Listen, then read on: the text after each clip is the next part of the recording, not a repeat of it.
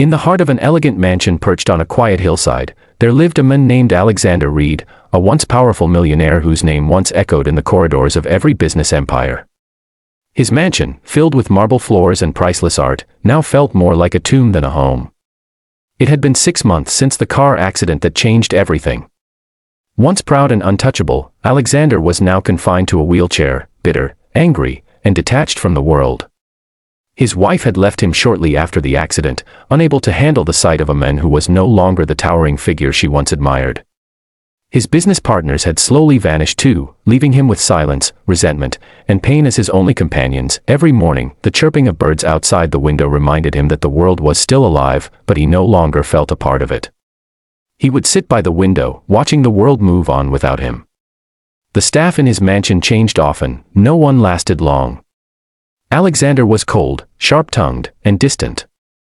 He refused help from anyone, and he made sure no one ever pitied him. His words were daggers, his presence, intimidating. Then came Elena, a simple maid with gentle eyes and quiet strength. She arrived on a rainy morning, holding a small suitcase and wearing an expression that carried both humility and determination.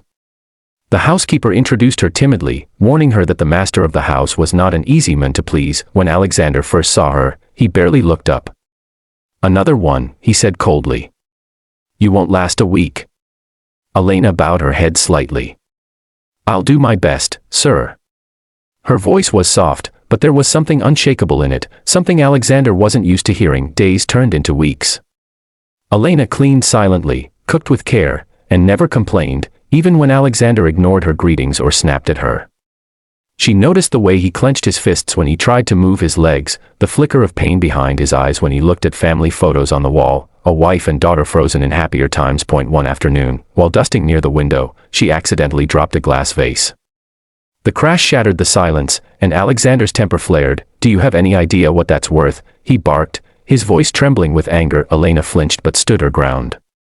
"I'm sorry, sir. I'll clean it up immediately." "Just go," he shouted. "I don't need your pity or your help. Just go." But Elena didn't move. She knelt down and began picking up the glass shards, her hands trembling slightly. "I didn't come here to pity you," she said quietly. "I came here to work, and maybe to remind you that life hasn't ended, sir." Alexander froze, staring at her. No one had ever dared to speak to him like that. That night, he couldn't sleep. Her words echoed in his mind like a stubborn melody. Life hasn't ended. He tried to push it away, convincing himself she was just another sentimental fool, but deep down, something stirred, something that had long been buried under bitterness. The next morning, Elena found him by the window again, staring outside as usual. "Breakfast is ready, sir," she said softly. "I'm not hungry."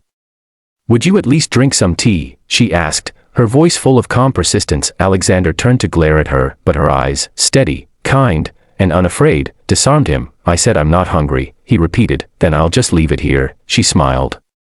"In case you change your mind." That small act, her gentle defiance, was the first crack in his wall. Over the next few weeks, Elena continued her quiet rebellion against his loneliness.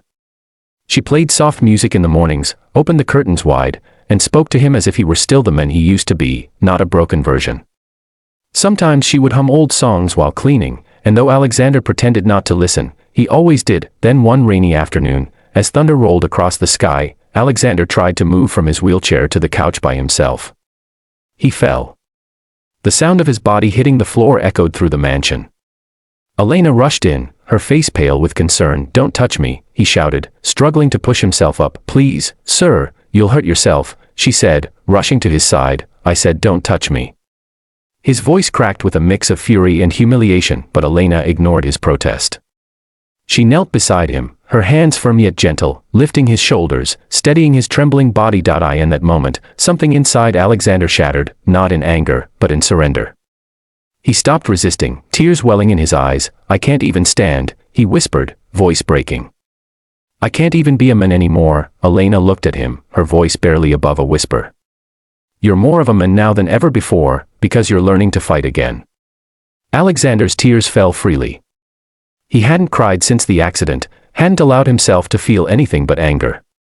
But now, her compassion, her defiance of his bitterness, broke through his armor. That night, he didn't send her away.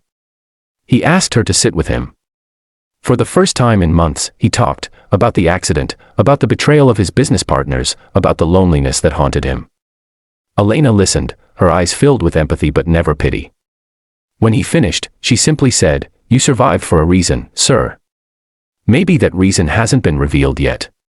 From that day onward, something changed in Alexander. He began to let her help him, not just with his physical needs, but with his heart. She encouraged him to start physical therapy again, to read, to smile. Slowly, painfully, he began to believe that maybe, just maybe, life wasn't over. As weeks passed, the mansion began to feel alive again. Alexander started greeting her with a faint smile.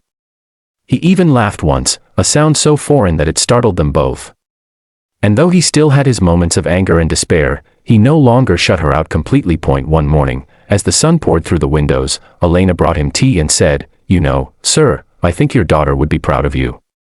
Alexander's expression softened, and he looked at the framed photo on the table, his daughter's innocent face smiling back at him. "You really think so?"